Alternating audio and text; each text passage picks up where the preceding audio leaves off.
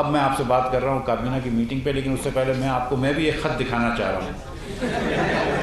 یہ خط یہ پروف کرتا ہے کہ عمران خان اور پی ٹی آئی نااہل ہیں اور بدعنوانی کرتے ہیں۔ یہ خط یہ پروف کرتا ہے، لیکن میں یہ چھپا کے نہیں دکھاؤں گا، میں آپ کو یہ سامنے دکھا رہا ہوں، اور میں آپ کو اب یہ خط اور یہ پورا پڑھ کے سناؤں گا، اور پھر اس کے بعد یہ یہاں پہ رکھا ہوگا، جس کو یہ کاپی چاہیے وہ دیکھ سکتا ہے۔ میں اس کو جیب میں ڈال کے گھر نہیں لے کے جاؤں گا، میں اس کو جیب میں ڈال کے گھر نہیں لے جاؤں گا، خالی صفحے کو، یہ پرنٹڈ بھی ہے۔ یہ سر یہ اسٹیٹ سیکرٹ نہیں ہے، لیکن یہ کہ یہ چیز آپ سے چھپائی گئی ہے۔ جو ایسے اب مجھے کہنا نہیں چاہیے، لیکن جو یہ کہہ رہے تھے کہ امریکہ ان کے خلاف سازش کر رہا ہے، پھر ان کو بلا کے بتا دیا کہ سبوں کسی کو بتانا نہیں، ہم ان کو سازش کر رہے ہیں۔ اچھا، اور پڑھے لکھے لوگوں کے بارے میں ان کو اب یہ کہتے ہیں کہ نہیں دیکھو وہ سازش کر رہے تھے، ہم کو بتایا ہے انہوں نے، 25 دن ہم بیٹھے رہے تھے، اب ہم کو خیال آیا جس دن ہماری حکومت جا رہی تھی کہ ہمارے خلاف سازش تھی، ہم آپ کو یہ بتا رہے ہیں کہ یہ عمران خان کی نااہلی کا ثبوت ہے، یہ ان کی بدعنوانی کا ثبوت ہے۔ بھائی جب 2017 کے اندر نواز شریف اور پاکستان مسلم لیگ نون کی حکومت ختم ہوئی تھی تو 6.1% شرح نمو تھی، ترقی کی رفتار 6.1% تھی۔ خان صاحب نے آتے سال پہلے سال 1.9% کری، اس کا سہرا جناب اسد عمر صاحب کے اوپر جاتا ہے۔ جس سال انہوں نے پاکستان کی تاریخ رقم کری اور 9.1% بجٹ ڈیفیسٹ کیا،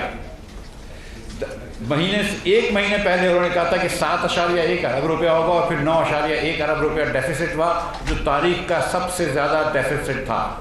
آج اسد عمر صاحب یہ بتا رہے ہیں ہم کو کہ معیشت اچھی ہے یا بری ہے، تو اسد عمر صاحب کو ذرا سوچنا چاہیے کہ ان کے ایک سال میں جب ان کے وزیر اعظم نے ان کو نکالا تھا تو بجٹ ڈیفیسٹ کیا تھا، 9.1%، اور شرح نمو ہو گئی تھی 1.9%۔ اگلے سال شرح نمو ہوئی تھی -1%، اور اس سال بھی ورلڈ بینک کہتا ہے کہ 4% ہوگی۔ جب ہم چھوڑ کے گئے تھے تو 6.1% چھوڑ کے گئے تھے۔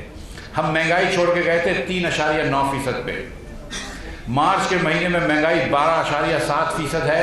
سی پی آئی کنزیومر پرائس انڈیکس، اگر میں ایس پی آئی دیکھوں سینسٹیو پرائس انڈیکس، یہ 51 وہ چیزیں ہوتی ہیں جو اشیاء خرد و نوش ہوتی ہیں جو ہمارے لیے ضروری ہے زندہ رہنے کے لیے، اس میں اس وقت مہنگائی 17.3% ہے۔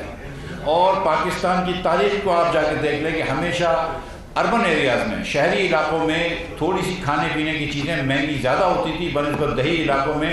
خان صاحب نے اس کو بھی الٹ کر دیا، اور اب دیہی علاقوں کی مہنگائی زیادہ ہو گئی ہے، اور فوڈ انفلیشن 2.3% پہ ہم چھوڑ کے گئے تھے، 2.3% پہ، وہ بھی اس سال میں 10.2% ہو گیا، اور اس مارچ کے مہینے میں 14% ہے۔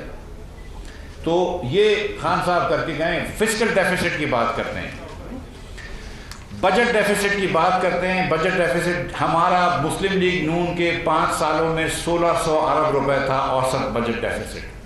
صرف اس سال یہ عمران خان کا بجٹ ڈیفیسٹ 5600 ارب روپیہ ہو رہا ہے۔ انہوں نے تخمینہ کیا تھا، آئی ایم ایف سے وہ وعدے وعید کیے تھے کہ 3990 ارب روپے ہوگا، لیکن اب ہو رہا ہے 5600 ارب روپے۔ یہ معیشت مجھے وہ دے کے گئے جس کے اندر میں کوشش کروں گا اس کو کم کرنے کی، لیکن اس وقت ٹو بی ایگزیکٹ 5575 ارب روپے کا ڈیفیسٹ لے کے چھوڑ کے جا رہے ہیں۔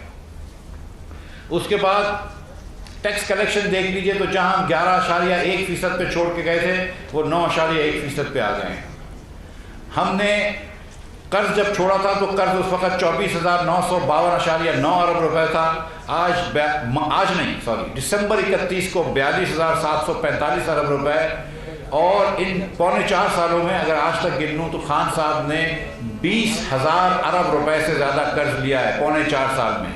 اب اس کو کمپیئر کریں کہ 71 سالوں میں پہلے وزیر اعظم تھے پاکستان کے شہید لیاقت علی خان، ان سے لے کر تمام الیکٹڈ وزیر اعظم کے بعد جو کیئر ٹیکر وزیر اعظم آئے تھے ناصر الملک صاحب، ان کی تمام حکومتوں نے جو قرض لیا تھا وہ 25,000 ارب تھا 71 سالوں میں، اور عمران خان نے اکیلے نے 4.25 سالوں میں 20,000 ارب روپے کا قرض لیا ہے، اور پھر بھاشن بھی دیتے ہیں کہ قرض کم ہونا چاہیے۔